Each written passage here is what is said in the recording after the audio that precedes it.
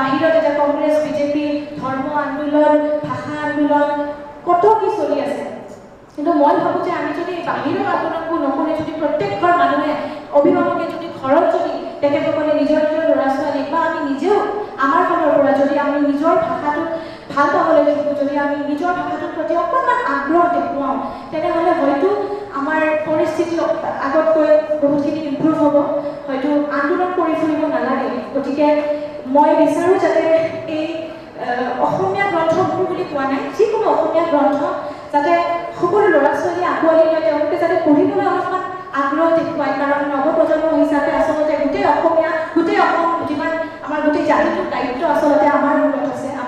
আমাৰ ওপৰত আছে গতিকে আমি কাম কৰি যাব লাগিব গতিকে বেছিকৈ নকওঁ গতিকে সেইকাৰণে মই এখন অসমীয়া গ্ৰন্থ